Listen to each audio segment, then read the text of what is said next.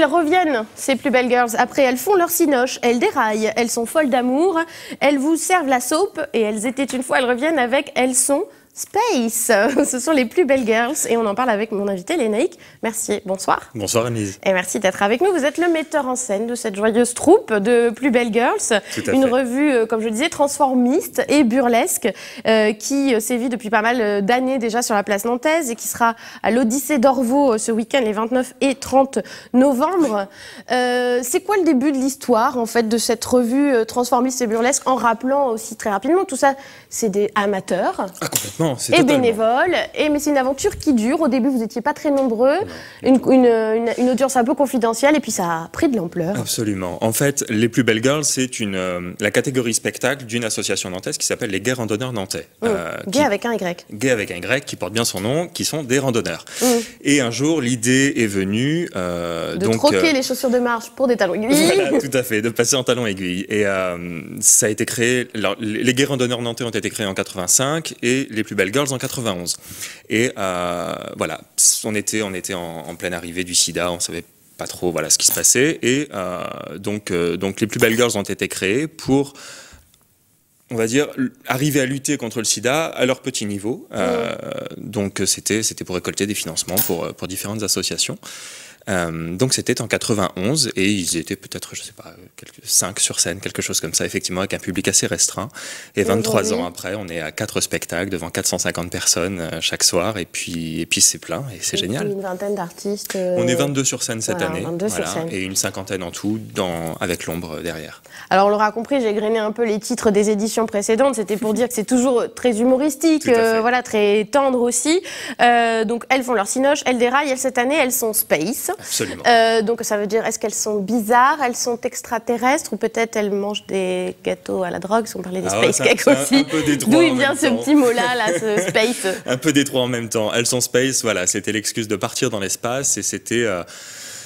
Voilà, l'espace et le côté futuriste étaient aussi une excuse de pouvoir créer un spectacle très visuel cette année, puisqu'il y a beaucoup de vidéos de scène. Il y a une véritable interaction entre la scène, ce qui se passe sur scène et ce qui se passe dans la vidéo.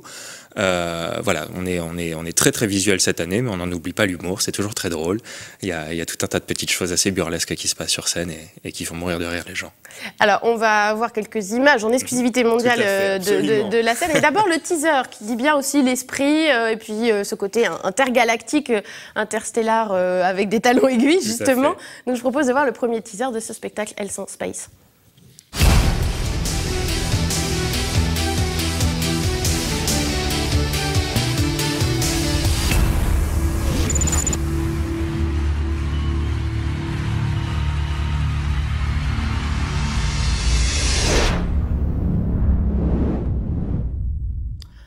Donc une mauvaise annonce, mais c'était vraiment les premières images du spectacle, justement. Donc c'est très court, parce que ça a déjà été joué on a joué les 15 et 16, absolument. Voilà. On a joué les 15 et 16 novembre à l'Odyssée. On a pour politique de rien dévoiler du spectacle avant que la dernière soit jouée.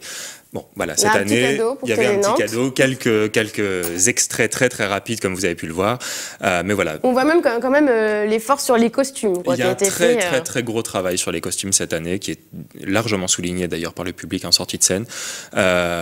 Voilà, le thème de l'espace et le thème futuriste se prêtaient justement à un gros travail de décor et de costumes, et le défi a été largement relevé. Oui, et au service d'une histoire, hein, parce que c'est pas que des scènes comme ça, sans lien les unes avec les autres. Il y a une histoire. Il y a une véritable histoire, il y a un fil rouge qui est tenu tout au long du spectacle, tout au long des 3 heures de spectacle justement, qui est un petit peu loufoque, bien évidemment, mais voilà, qui se passe sur la planète Sochix, et les extraterrestres débarquent sur Terre pour créer un cabaret sur leur planète et ils viennent enlever nos plus grandes stars terriennes. Alors Sochix, moi j'ai pensé Sochi aussi, alors je ne sais pas si la référence est volontaire. Il y a certainement eu un lien de cause à effet, oui, puisque le spectacle... Rappel, les Jeux Olympiques avaient eu lieu à Sochi en Russie, une ville qui n'était pas totalement favorable aux homosexuels, on peut le dire comme ça avec un euphémisme. C'est aussi pour donner un message? Certainement, oui. Ouais. Bien sûr, ça fait partie aussi du spectacle, c'est-à-dire que tout se passe dans l'humour, tout se passe dans voilà, dans la rigolade et la bonne humeur, mais le but étant quand même toujours de lutter contre un fléau qui est le sida, et de pouvoir passer des messages aussi, comme sur l'homophobie, c'est aussi très important. Donc voilà, il y a des petites piques comme ça, à droite à gauche dans le spectacle, qui sont parfaitement dispatchées sur l'histoire, sur les dialogues ou sur les numéros quand ils sont joués, en tout cas sur la mise en scène. Voilà, mais c'est important de pouvoir faire ce genre de choses. Avec le sourire, tout de même. Toujours. Parce qu'il faut savoir, à Sochix, dans l'histoire, c'est une planète où on est plus tolérant, on fait la tête et tout ça, et donc on va aller chercher des terriens pour redonner un peu... Absolument. Sur Sochix, tout le monde s'embête, on va dire, pour rester poli. Pas de gros mots à la tête. Du tout. Voilà, les gens sont devenus égoïstes, ils ne rigolent plus, ils ne savent plus rire, et ils reçoivent un jour, ils captent un message en provenance de la Terre qui se trouve être le spectacle des Plus Belles Girls en vidéo, et ils se rendent compte qu'on peut encore rire et être tolérant et pouvoir aider son prochain comme nous le faisons.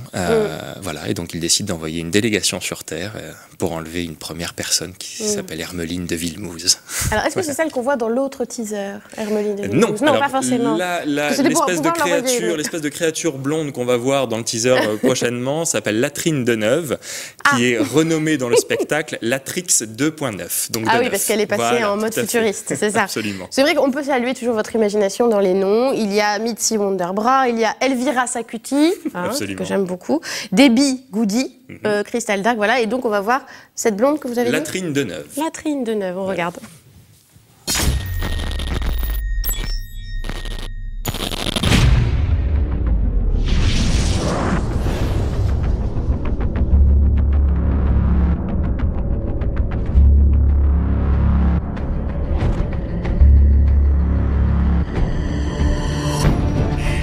Attention, tous les membres d'équipage du vol spatial PBG 2040 à destination de la planète Sochix sont priés de se présenter immédiatement en porte d'embarquement numéro 23.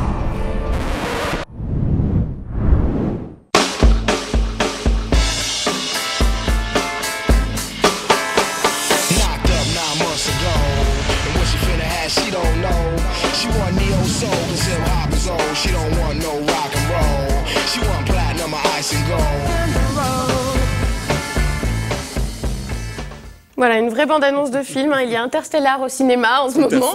Mais on peut aussi aller voir Elles sont Space, c'est un peu le même esprit, quoi. Un peu pastiche, quoi. Un peu en plus drôle, quand même. En plus drôle, j'en espère. En tout cas, c'est vrai, on le disait, c'est un sacré show, c'est un sacré boulot. On s'amuse, on rigole, mais il y a quand même du taf en coulisses. Bien sûr, il y a plus d'un an de travail. Plus d'un an de travail, vous l'avez dit, 3 heures de spectacle, 25 numéros burlesques. Alors, vous avez même fait les comptes depuis le début, je crois, des tissus. Alors, il y a 2,5 km de tissus qui ont été utilisés pour les costumes, 800 paires de talons, 23 500 spectateurs aussi en 23 ans. C'est ça.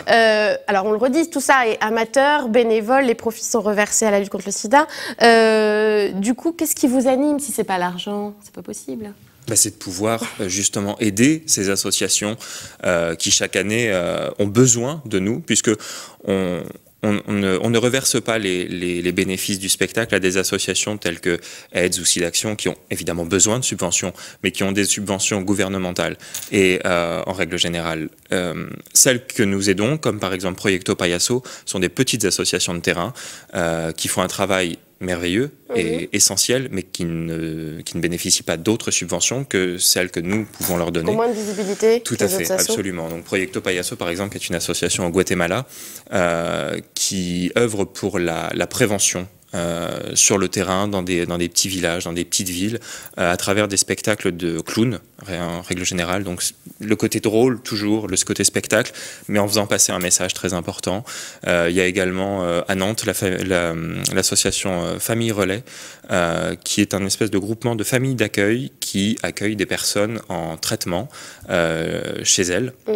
Et qui permet de les sortir du cadre hospitalier, qui est un cadre extrêmement froid, et ça permet de retrouver un semblant d'humanité, en tout cas avec des gens, partager un repas, être chez quelqu'un et vivre au-delà d'un cadre hospitalier qui est souvent très froid. Et austère, oui. Voilà, et on sait l'importance du psychologique, en tout cas pour une guérison ou pour un suivi de traitement. Et l'association Famille Relais, d'ailleurs, recherche toujours des nouvelles personnes qui peuvent accueillir des gens chez eux. Et puis l'année dernière, c'est 9 000 € qui ont été reversés Ouais, alors depuis le début, en 20 ans, j'ai 105 000 euros, 105 000 euros à peu près plus. Ça, oui, tout à fait. Donc c'est vrai que c'est pas rien, c'est pas une petite goutte d'eau, hein, ça compte. C'est très important. Et d'où l'importance justement que la troupe reste intégralement bénévole de A à Z pour justement pouvoir reverser un maximum d'argent chaque année pour aider ces personnes. Ils comptent sur nous et nous, on a besoin du public pour pouvoir les aider. Et on fait ça dans la bonne humeur. Voilà, et on compte sur le public encore. Samedi, c'est déjà complet. Alors, samedi, c'est complet. Mais il reste des places pour le dimanche à 15h, donc à l'Odyssée d'Orvaux. Ça coûte 18 €. Mais voilà, l'intégralité est reversée pour ces associations dont on vient de parler. Il y a des gens qui sont là depuis le début, hein, parmi les plus belles girls. Vous avez quand même encore quelques personnages. Il y en a une résistante sur scène qui s'appelle Mitzi van der Bra, qui fait partie du groupement de tête de création des plus belles girls, qui est toujours là et qui est toujours acclamé par le public chaque année, qui est attendu. Voilà. Après, il y a d'autres personnes qui sont dans l'ombre, qui étaient là au départ également, mais qui ne sont plus sur scène. Et chaque année, il y a des nouvelles recrues qui arrivent, d'autres qui s'en vont, qui reviennent. Voilà.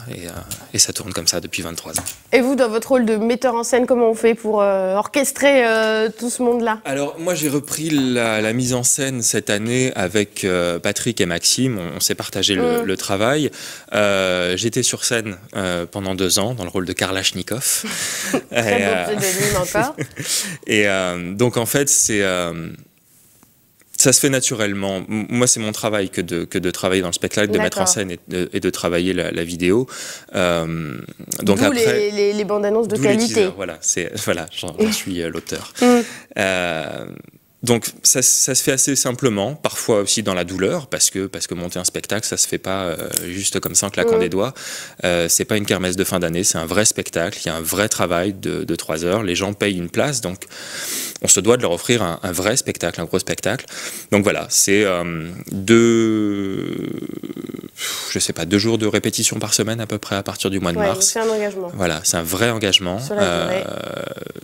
Avec un résultat sur scène, là, dans ce bel écrin de l'Odyssée d'Orvaux. En tout cas, on vous invite à vous y rendre pour les places qui restent le dimanche.